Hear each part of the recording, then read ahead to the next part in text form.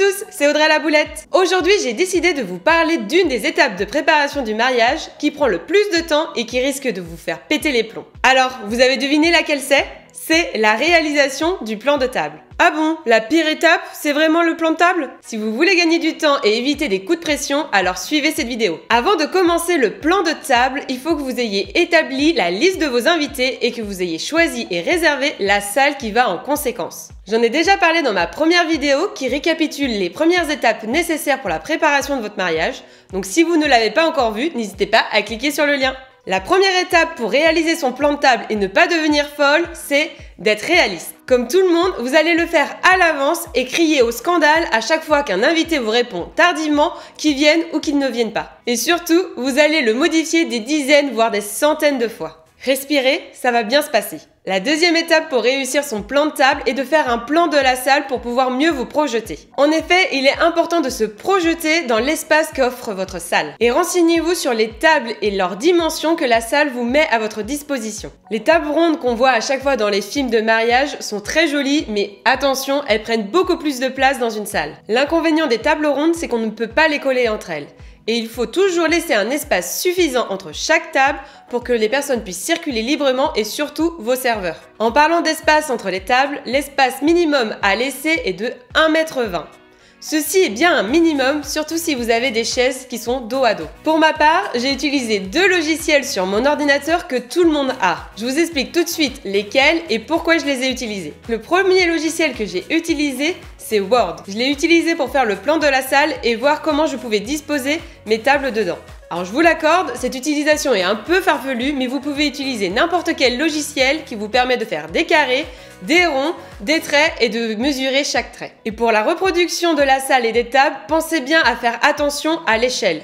Respectez l'échelle pour ne pas avoir une mauvaise surprise au moment de l'installation de votre salle. C'est assez simple pour les tables, il suffit juste de faire un rectangle de la bonne dimension pour une table et de le copier pour reproduire autant de tables que vous souhaitez. Du coup, pour savoir le nombre de tables que vous avez besoin, il faut que vous comptiez à peu près 60 cm par invité. C'est l'espace nécessaire pour que vos invités soient à l'aise au moment du repas. J'avoue, sur ce point, on s'était pas très bien renseigné pour notre plan de table et nos invités se sont retrouvés un peu serrés au moment du repas. Donc, en utilisant cette règle de 60 cm par invité, vous saurez le nombre de tables que vous avez besoin et ainsi le nombre de centres de table à commander ou à faire. Donc une fois que vous avez votre plan de salle et vos tables, vous pouvez enfin choisir comment les disposer. Pour le placement des tables, il n'y a pas vraiment de règle. La seule chose à faire, c'est de placer la première table, la table des mariés. Je vous conseille de la placer en face de la scène si vous en avez une. Soit tout devant, soit à l'arrière si vous disposez d'un micro et d'une sonorisation. Ce placement sera utile si vos invités ont prévu de faire des animations. Et comme ça, vous ne raterez rien. Une fois la table des mariés placée, vous pourrez placer toutes les autres tables à votre convenance. En ligne, tout droite ou en épi, cela se fait en fonction de vos goûts et des contraintes de votre salle. Troisième étape, les hostilités peuvent enfin commencer avec le placement de vos invités. Pour moi, le plan que vous utilisez pour placer vos invités ne doit pas être forcément joli, mais il doit être pratique. Moi, j'ai utilisé le logiciel Google Sheet, qui est pour moi très pratique et rapide pour faire un plan de table. Pour ceux qui ne connaissent pas Google Sheet, c'est un genre d'Excel gratuit qui est fourni par Google. Donc comme dans Excel, je pouvais copier-coller des blocs, les transposer et bouger très facilement des invités sur mon plan. Alors pourquoi j'ai préféré utiliser Google Sheet plutôt qu'Excel? Tout simplement car les outils Google sont accessibles de partout. Pour modifier mon plan de table, je pouvais le faire de n'importe quel ordinateur en me connectant à mon compte Google ou tout simplement de le faire de mon téléphone. C'est exactement ce qu'il me fallait au vu du nombre de manipulations et de modifications que j'ai fait sur le placement de mes invités. Alors je sais qu'il y a des applications et des sites spécialisés dans le mariage qui vous proposent de mettre en place votre plan de table dessus. Alors moi j'avais regardé très rapidement sur le site du mariage.net leur fonction de plan de table. Donc de mémoire il faut créer des petits bonhommes pour chaque invité avec leur nom et vous pouvez les placer sur une carte interactive qui représente votre salle. Alors ça avait l'air très mignon mais très long pour moi à réaliser. Alors pour notre mariage on avait à peu près 150 invités à placer. Donc je trouvais ça plus facile et rapide d'utiliser un tableur. Pour le placement de vos invités et surtout ceux de votre famille, je vous conseille de montrer votre ébauche à vos parents. Attention, prévenez-les bien que leur avis n'est que consultatif. Il ne faudrait pas qu'ils vous imposent des choix qui ne vous conviennent pas. Avoir plusieurs avis consultatifs peut vraiment vous aider à vous rendre compte d'éléments que vous n'aviez pas pris en compte. Par exemple, des personnes âgées qui sont placées beaucoup trop loin dans la salle et qui leur demanderaient beaucoup de déplacement, ou des personnes costauds placées juste à côté.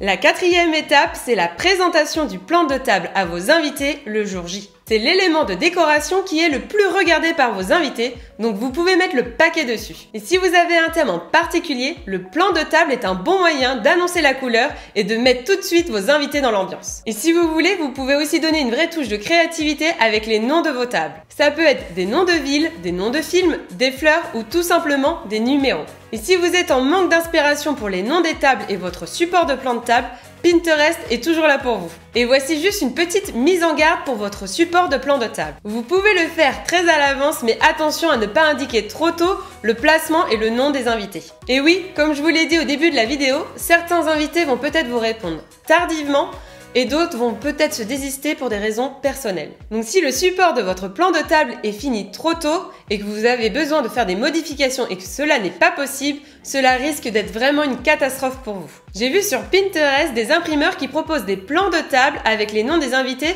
sur des maps-mondes ou encore des panneaux de gare. Alors je trouve ça très joli, mais je me demande comment font les mariés en cas de désistement et s'ils doivent revoir l'intégralité de leur plan de table. Un ou deux invités en moins peut vraiment remettre en question l'intégralité du plan de table. Par exemple, pour notre mariage, dans les 15 derniers jours, on a eu des réponses tardives de certains invités et 2-3 jours avant le mariage, un couple d'invités s'est désisté pour des raisons personnelles. Bref, tous ces petits imprévus n'ont pas eu d'impact sur la présentation de notre plan de table. On avait prévu de remplir des petits cartons avec les noms des invités uniquement le jeudi soir. Une fois qu'on a rempli ces petits cartons, on avait juste à les coller sur le grand support de plan de table qu'on avait fait. Et ça, on l'a fait le vendredi matin pendant qu'on installait notre salle. Donc ça nous a bien sauvé la vie de le faire au dernier moment. Si vous aussi vous êtes un peu une boulette comme moi et que vous prévoyez de remplir le plan de table à la dernière minute, voici quelques conseils. Premièrement, prévoyez quelques cartonnettes supplémentaires si vous vous trompez ou si vous faites des ratures dessus. Et deuxièmement, si vous n'aviez pas prévu d'écrire mais d'imprimer ces cartonnettes, je vous conseille de prévoir des cartouches d'encre supplémentaires. Je sais pas pourquoi, mais c'est à chaque fois qu'on est pressé ou sous pression qu'il faut changer la cartouche d'encre. Et on n'en a pas toujours sous la main. Je vous rassure, cette étape de plan de table est certes compliquée, mais avec de l'organisation et du recul, tout se passera très bien. J'espère que cette vidéo vous aura plu et qu'elle vous aidera dans l'élaboration de votre plan de table. Donc n'hésitez pas à mettre un petit pouce bleu si c'est le cas et à vous abonner à ma chaîne pour ne pas rater mes prochaines vidéos. Et je vous dis à bientôt!